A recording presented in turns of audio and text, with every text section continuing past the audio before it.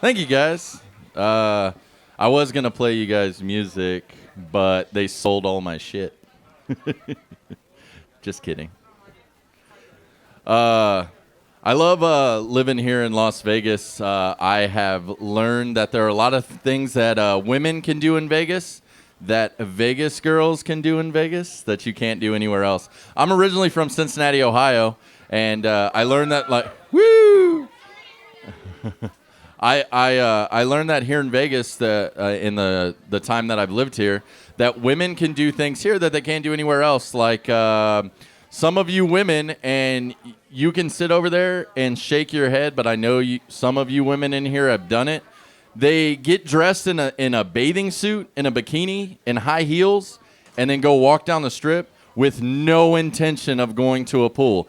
And then they get pissed when people honk and wave at them. I didn't know if you knew this, but being from Cincinnati, if you walk down downtown Cincinnati in just a bikini and high heels, you know what you are? A prostitute. Speaking of prostitutes,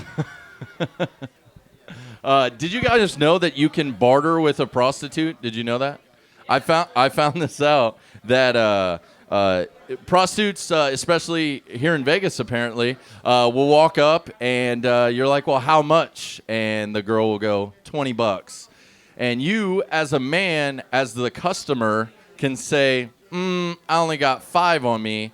And she will get in the car. I guess we call that supply and demand. There's other things that I've noticed that I'm not a big fan of. Like, anybody here like sushi? Like going out for sushi? So,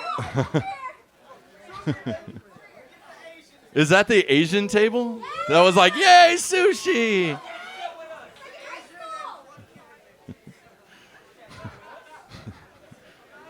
Does this gentleman over here like chicken? I'm just kidding. He's my friend. No, but the other day I went for sushi, and for the first time ever, I'm white, so I'm like, California roll, that's it, bring it to my table. My girlfriend talked me into getting the combo plate, which comes with something called tempura. Let me just point this out. If you're going to take the healthiest thing that you can eat, like your doctor your entire life has been like, eat vegetables, and you take that and deep fry it, what the fuck? Like, really? And has anyone met like a really fat Asian? I haven't. Most Asians are skinny. So the fact that they take the healthiest thing and deep fry it doesn't make much sense to me. Other than that, here in Vegas, I didn't know if you also knew this, but we have more strippers per capita than anywhere else in the world. I didn't know if you knew that. But I went to a strip club, but I didn't know that the guy that makes it rain is awesome and the guy that makes it hail is an asshole. But just an FYI, nickels bounce off a stripper's ass far as fuck. Try it out next time you go to the strip club, but just be ready to leave when you do it. Something else I found out, my girlfriend loves to shop. She loves to go to the store, but every time, I'm just not understanding this. When I go to a store and I'm like, hey, babe, I'm going to run into American Eagle and get a T-shirt. Guess what I leave with American Eagle with? A T-shirt. When she goes to the store, she's like, hey, babe, I'm just going to run in here and get a T-shirt. 45 minutes and 150 of my dollars later, she's got leggings, she's got pants, she's got underwear, and not a T-shirt. Doesn't make any sense to me.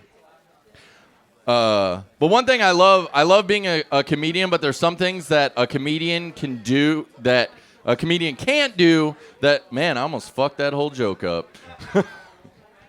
There's things that a comedian can't do that we kind of wish we could. Like, I know there are a lot of artists here. And if you've ever watched a rap show, there's things that rap artists can do that comedians can't. Like, if I got up here and I was like, everybody put your hands in the air. This guy right here was like, this guy's lost his fucking mind. I'm not putting my hands anywhere. And other things they say, like, somebody scream. Like, if you think about that, like, think of other jobs that would totally be horrible, like a stripper. Like if a stripper's up here on the pole, she's like, yeah. She's like, somebody scream. The guy up front's like, Bitch, I'm throwing 20s at you. You scream.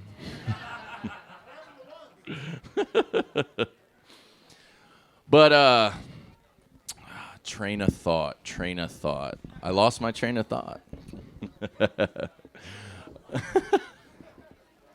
I'll remember it. Hold on. Time out. I got it. I have one more joke, I promise. Hopefully it'll be funnier than the last, or Phantom Mike will cut out. That's how I end shows. I didn't know if you guys knew this. If I feel like I'm bombing, I'll be like, yeah, so that. Oh, fuck, that's my time. I'm just kidding. I've never bombed in my life. Because, like, people's like, hey, do you think you're funny? I'm like, I don't think I'm funny. I know I'm funny. Well, that's my time. But one last thing. I love performing in bars because people can just sit at the bar, and if I suck, I've realized that I can just stand up here and just babble on and say whatever I want, and nobody cares because everyone's drunk. Like, if everyone gets drunk, like, if right before my act, I've learned this as a comedian, if right before my act, before I come up here, if I just walk around the bar and just, like, hand shots out, I will be the funniest person ever. There are no free shots, guys. I don't know if you knew this, but everyone's like, oh, comedians, they make pretty good money. I don't look like Kevin Hart. I don't look like Daniel Tosh. Guess what? There's not free shots for one of you. The guy see that guy right there that's yelling out the raffles? The next person that wins be like, fuck yeah, the comedian bought me a drink. All right, that's my time, guys. I appreciate it.